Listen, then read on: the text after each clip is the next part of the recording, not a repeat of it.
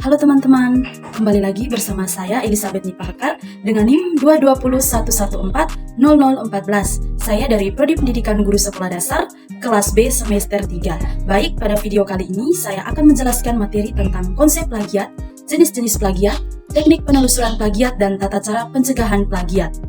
Baik, kita masuk pada poin yang pertama, yaitu pengertian plagiarisme. Plagiarisme adalah penggunaan ide konsep, kata-kata atau struktur tanpa mengakui sumber original yang diharapkan. Yang berikut konsep plagiasi. Konsep plagiarisme menurut Lindsay dalam Riset Dewi 2022 diartikan sebagai tindakan menciplak ide, gagasan atau karya orang lain untuk diakui sebagai karyanya sendiri. Lebih lanjut disampaikan bahwa tindakan plagiarisme diartikan sebagai penggunaan karya lain tanpa menyebutkan sumbernya. Menurut Goldstein dalam Riset Dewi 2022, konsep plagiat merupakan bentuk penciplakan.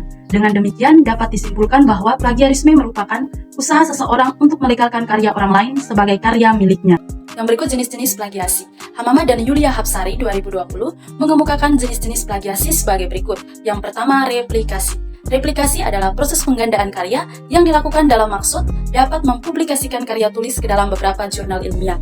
Yang kedua, duplikasi. Duplikasi yang dimaksud pada bagian ini adalah pengutipan hasil karya sendiri yang telah terpublikasi untuk kemudian dituliskan pada karya selanjutnya tanpa sumber. Nah, duplikasi ini juga sering disebut self-plagiarisme. Yang ketiga, penghilangan sumber. Dalam penghilangan sumber ini, penggunaan gagasan, ide atau hasil penelitian orang lain tanpa menuliskan sumbernya termasuk dalam plagiarisme. Untuk itu, penulisan sumber atau referensi yang tepat harus dikuasai oleh penulis. Yang keempat, penghilangan sumber sekunder. Seperti contoh, kita menemukan informasi yang penting untuk dikutip dari suatu pernyataan. Jika ingin mengutip pernyataan tersebut, maka kita tidak boleh menghilangkan sumber yang kedua. Yang kelima, penulisan sumber yang tidak valid. Sumber yang menjadi atribut suatu pernyataan yang dikutip harus benar-benar valid. Penulisan sumber yang tidak benar-benar valid dapat dikategorikan sebagai plagiarisme.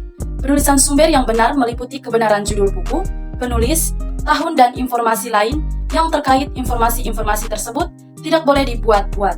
Yang keenam, parafrase tanpa sumber.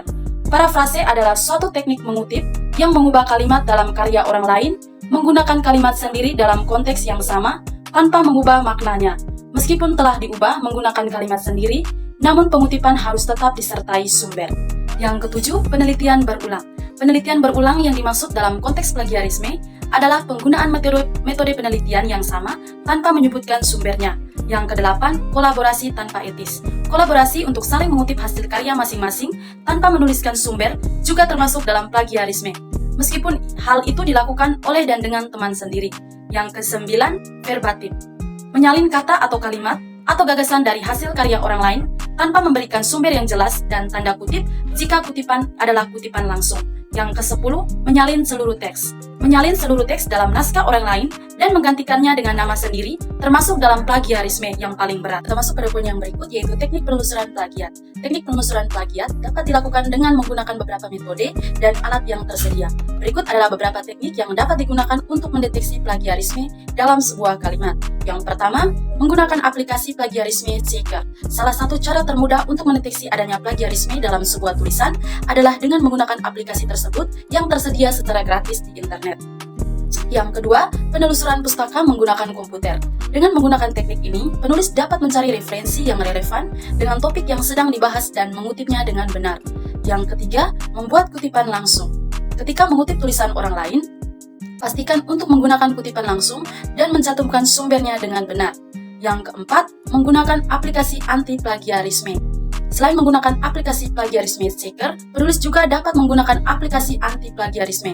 Ini akan bantu mengidentifikasikan kemiripan teks yang dibuat dengan teks yang sudah ada.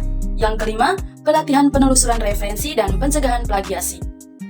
Pelatihan ini akan membantu penulis dalam memahami konsep plagiarisme dan cara menghindarinya dalam penulisan karya tulis ilmiah.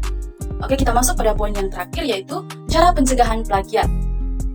Muhammad Arif 2023 menjelaskan tata cara pencegahan plagiasi yaitu sebagai berikut. Yang pertama, perlu adanya peraturan di kampus yang merujuk pada Peraturan Menteri Pendidikan Nomor 17 Tahun 2010 yang menjelaskan tentang pencegahan dan penanggulangan plagiat di perguruan tinggi. Yang kedua, mahasiswa wajib menghargai karya orang lain sehingga mampu menganalisir perbuatan plagiarisme.